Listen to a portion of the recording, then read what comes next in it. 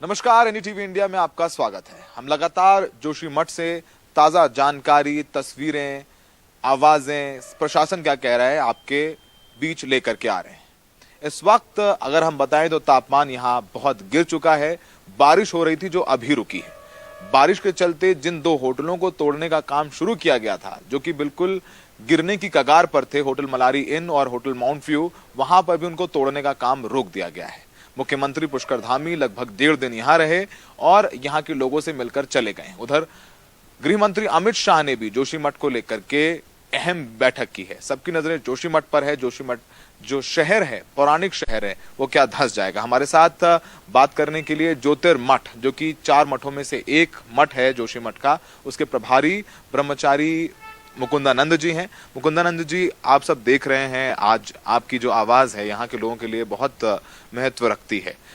राहत और बचाव कार्य चल रहा है, बारिश होने लग गई है, कैसे देखते हैं इस पूरी आपदा को? देखिए, वैसे तो बारिश के लिए प्रत्येक व्यक्ति कामना करता है। जोशीमठ का व्यक्ति भी कामना करता था इस वर्ष के पहले तक कि बारिश हो, बारिश होगी तो बर्फबारी होगी, बर्फबारी होगी तो जो व्यापारी हैं, पर्यटक आएंगे, उनके रोजगार बढ़ेंगे।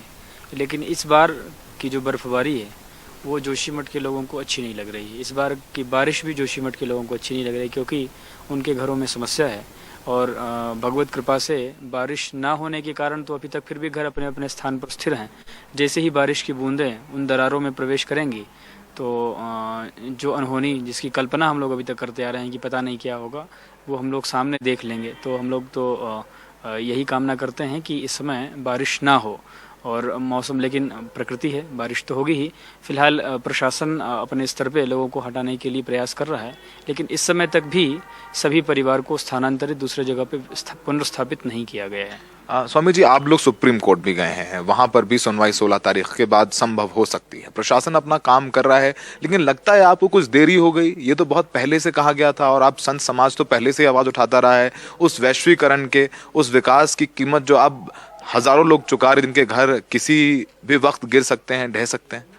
देखिए, सुप्रीम कोर्ट जाने के बाद जो सरकार में तेजी आई है, काश ये तेजी 3 महीने पहले आ गई होती तो शायद अभी तक सबको विस्थापित कर दिया गया होता, दूसरे स्थान पे, सुरक्षित स्थानों पे रख दिया गया होता, मकानों को तोड़ दिया गया होता और इतनी बड़ी खतरा की आशंका ना होती। असल में सरकारों की समस्या ये है ना कि चाहे कोई भी सरकार हो, संवेदनहीनता की स्थिति बहुत अधिक होती है, असंवेदनशील लोग होते हैं। तो हम तो यही निवेदन करेंगे कि संवेदना लाइए, संवेदना ला करके इसका ध्यान रखिए।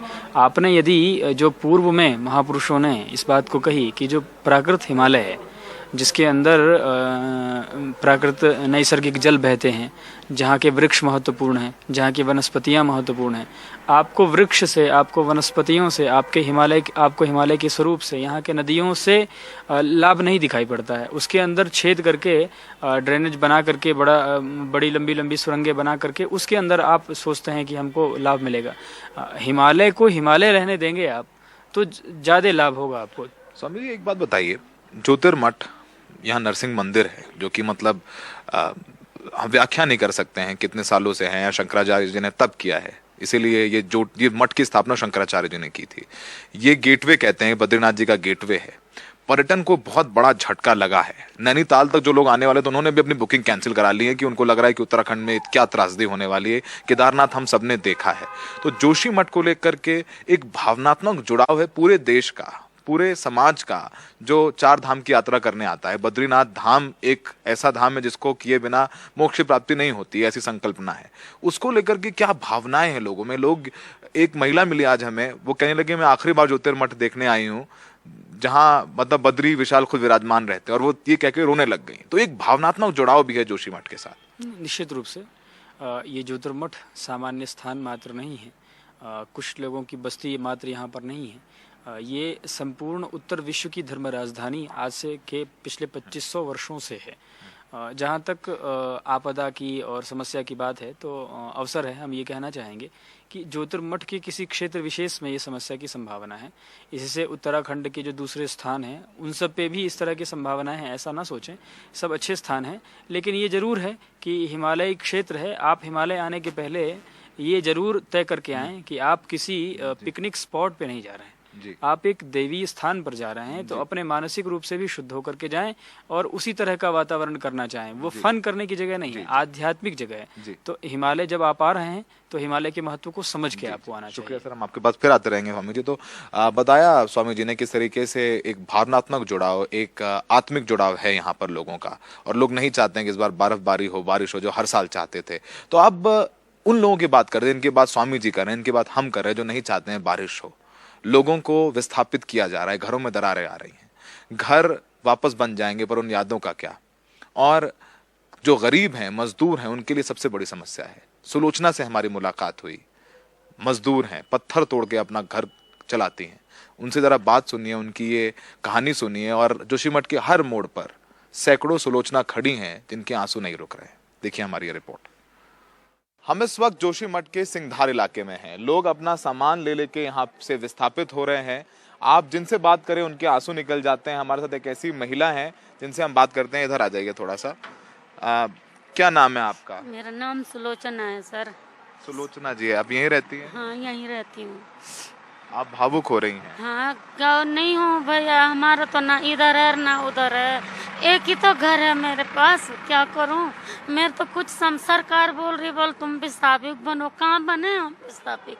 हमारे पास तो कहीं रहने खाने की जगह तक सामान नहीं है। विस्थापित कहाँ हो जाएंगे हम? हम विस्थापित होंगे, हमारी गाय बच्ची कहाँ जाएगी? आपके गाय बछड़े वगैरह भी? हाँ, गाय बछड़े वाले हैं, बच्चे बेरोजगार हैं। दूसरों के गांव में जाके क्या हम रोजगार कर सकेंगे? पत्थर फोड़ते हैं मेरे बच्चे, तब खाते हैं हम खाना। मैं लकड़ी बेचती हूँ, घास बेचती हूँ, तब अपना गुजारा करते हैं। अपने गांव में तो चल जाता है गुजारा, दूसरों के गांव में चले जाएगा गुजारा? नहीं चलेगा भैया। हमारे तो कोई समझ में नहीं आ रही, हम क्या करें, कहाँ जाएं? आप के सरकार कह रही है वो मुआवजा देगी, 1.5 लाख रुपए मुआवजा आपके खातों में देगी। बात हुई किसी से आपकी? अभी कोई बात नहीं हुई हमारी किसी से। बस बोल तो रहे हैं पर सुनाई कुछ नहीं है। तब अभी मैं आपकी मदद के लिए चलूंगा, बात कर लूंगा जाके। तो अभी आपको कब तक बोला है कि घर खाली करना है? अभी तो वैसे तो हमें आदेश अभी नहीं आया, पर 1-2 दिन में बोल देंगे। हाँ। तो आपकी कागज लेके कहाँ गई थी? कागज नहीं है भैया, एक साड़ी दिया किसी ने पहनने के लिए, ला गई। तब आपके पास जीवन यापन का भी कोई जरिया नहीं है? कोई जरिया नहीं है भैया, कुछ नहीं है। अब ये लोग तो फटाफट उठ के जा रहे हैं, मेरे तो ऐसे ही दम निकलते जा रहा है। मैं जाऊं तो जाऊं कहाँ? लड़की के रिश्तेदारी में, बेचारी भी गरीब है, वो भी कैसे रखेगी मुझे? सरकार ने भी राहत कैंप बनाए हैं, वहां जा सकते हैं आप लोग? होटल में गुजारे भैया, 12-12, 13-13 आदमी एक ही होटल में। किसी की बहू होगी, किसी की बेटियां होगी, कोई सास ससुर बहू होंगे, कैसे रह पाएंगे एक होटल में? आप ही बताओ। अब भेड़ बकरियों की तरह घुसा दे रहे अंदर। मेरी तो एक बूढ़ी माँ भी है साथ में, उसको तो 24 घंटा आग चाहिए। मैं उसको होटल में आग कहाँ से लाऊं? चल भी नहीं पाती है। तो आप ये कहानियां दर्द की, इनके आंसू देखिए। सुलोचना जी जैसे बहुत सैकड़ों लोग हैं जिनको नहीं पता कि वो जाएंगे कहाँ। होटल में इनके रहने का इंतजाम तो किया गया है, पर वो इंतजाम कब तक रहेगा? कुछ दिन तक, जब तक मीडिया के कैमरे, उसके बाद कहाँ जाएंगे? खाने के लिए क्या जीवन यापन करेंगे? 1.5 लाख आए भी तो वो क्या 1.5 लाख में नया घर बन जाएगा? तो ये तमाम सवाल हैं। और ये आंसू देखिए आप, वाकई में इन लोगों की पीड़ा देख करके आप समझ सकते हैं कि मतलब कुछ लफ्ज़ नहीं है। ऐसे सामान लेकर के अपने घर छोड़ के जाते हुए लोग। मेरे पास तो गाड़ियों का पैसे का सामान होगा, मेरे पास तो उतना भी नहीं है। मैं क्या करूं? गाड़ी पे रखने का तक सामान के पैसे नहीं है मेरे पास। तो हमने सुनी सुलोचना की कहानी। अब कहानी जागेश्वरी देवी की, जिन्होंने तिनका तिनका कर अपना घर बनाया था।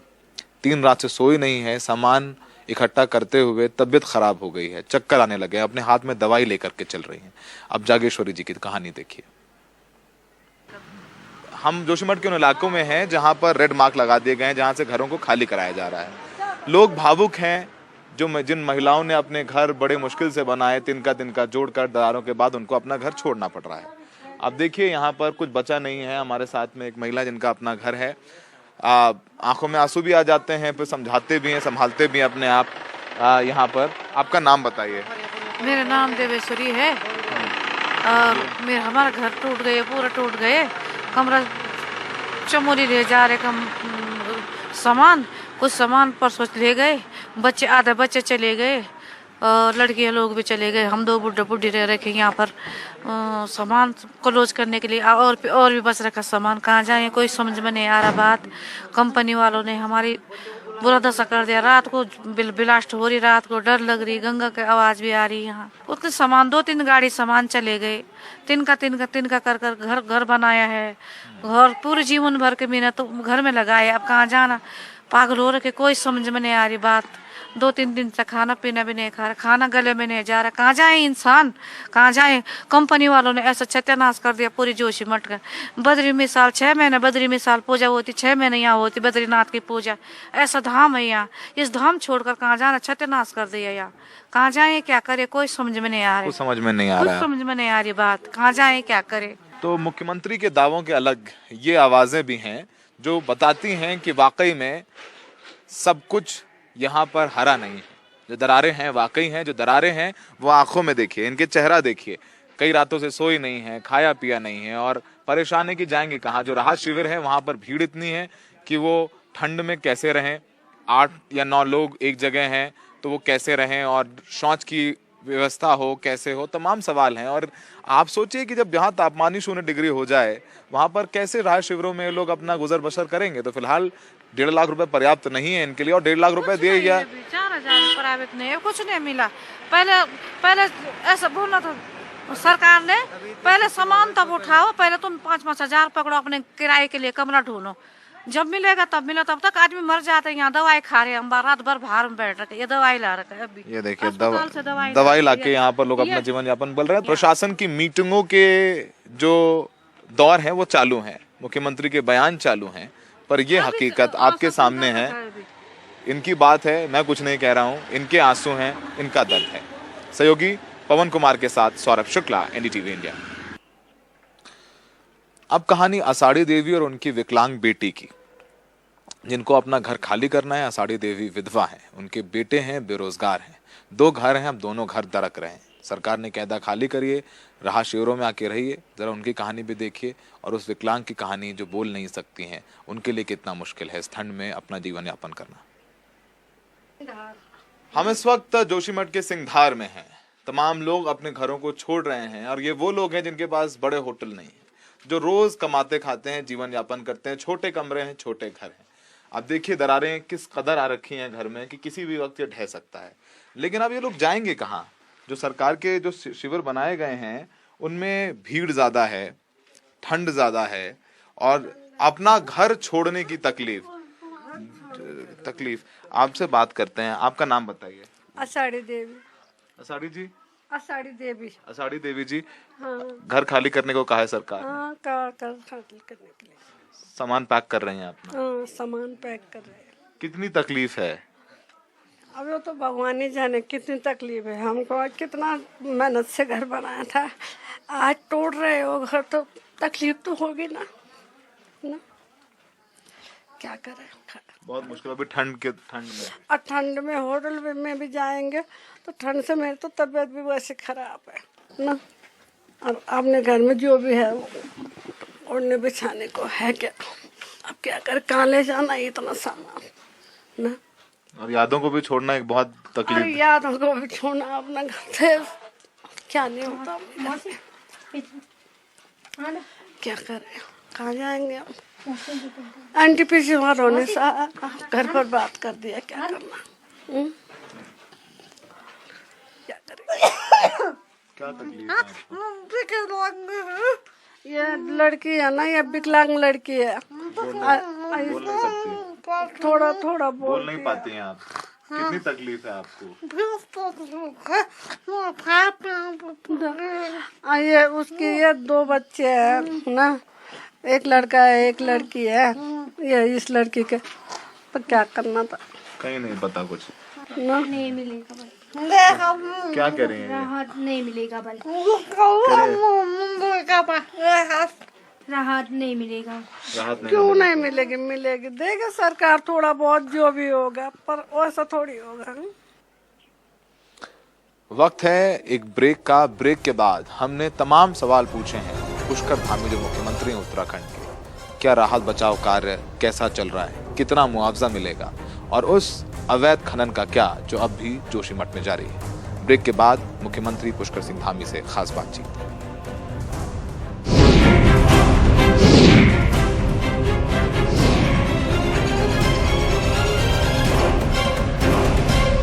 धामी साहब, अब आप सबसे मिल रहे हैं तो आपने निष्कर्ष कुछ निकाला? देखिए, सबसे पहले तो हमारा ये है कि भाई सभी लोगों को सहायता होनी है, और सहायता के साथ साथ मैं एक बात और कहना चाहता हूँ कि हमारा पूरा प्रदेश हर साल आपदाओं से ग्रस्त रहता है। हमें आपदाओं से हर साल सामना करना पड़ता है, संघर्ष करना पड़ता है, और इस बार दुर्भाग्य से कहिए कि यहाँ पर आपदा आई है और लगभग 600-700 मकान हमारे उस आपदा के प्रभाव में आए हैं, आपदाग्रस्त हुए हैं, कहीं नुकसान हुआ है। लेकिन चूँकि ये जो परसेंटेज है वो 20-25% है पूरे जोशीमठ का, और पूरी अभी इसके बगल में ओली है। ओली में अभी काफ़ी सारे पर्यटक आए हुए हैं। 4 महीने बाद हमारी यहाँ पर बद्रीनाथ, चूँकि बगल में है बद्रीनाथ धाम और 4 धाम यात्रा इसी रूट पर चलती है, वह यात्रा भी हमारी प्रारंभ होने वाली है। और एक ऐसा एटमॉस्फेयर मैं देख रहा हूँ पिछले कुछ दिनों से ये बनाया जा रहा है कि जैसे कि पूरा बद्रीनाथ, पूरा जोशीमठ शहर डूब गया है, पूरा जोशीमठ समाप्त हो गया है, पूरे उत्तराखंड के अंदर जो है भयंकर संकट आ गया है। तो मैं कहना चाहता हूँ कि ऐसा नहीं है। इस प्रकार का वातावरण बनाने से जहाँ उत्तराखंड के लोगों का तो सीधे सीधे नुकसान ही है, चूँकि यात्रा चलती है, लोग आते हैं यहाँ, और लोगों की आजीविका भी 4 धाम यात्रा से चलती है, और पूरे देश की लोगों की श्रद्धा, आस्था और मैं कहूँ कि विश्वास का ये स्थान है, पौराणिक स्थान है, धार्मिक स्थान है, सांस्कृतिक स्थान है। तो उसको ध्यान में रखते हुए चीज़ों को आगे बढ़ाना चाहिए। मैं सभी से अनुरोध करता हूँ कि ऐसी स्थिति नहीं है। हमारे यहाँ प्रत्येक वर्ष हम आपदाओं का सामना करना पड़ता है। ये आपदा भी आई है। आज मैंने भगवान नरसिंह जी के प्रांगण में जाकर भगवान नरसिंह जी से प्रार्थना की है कि जल्दी से इस आपदा से भी हम उभरें। सर, जो लोग हैं रात में कुछ धरना भी दे रहे हैं, प्रदर्शन भी कर रहे हैं, जो मुआवजा अभी आप 1.5 लाख आपने बोला है, जो फौरी मुआवजा है, उसको लेकर लोग संतुष्ट नजर नहीं आ रहे हैं। अभी क्या कह रहे हैं आप उन लोगों से? नहीं, सभी लोग अब धीरे धीरे संतुष्ट हो रहे हैं, और सभी प्रतिनिधि मंडल के लोगों से हमने यहाँ पर बात करी है। और ये कोई अंतिम राहत नहीं है, ये तो अंतरिम है कि अभी लोग अपनी व्यवस्था कर पाएँ। अभी चूँकि एकदम से उनके ऊपर आपदा आई है, तो अपने तरीके से अपना आगे का वो अभी फिलहाल इंतजाम कर पाएँ, और आगे का हम आपदा जो राहत का जो भी सहायता राशि होती है वो सहायता राशि देंगे उनको।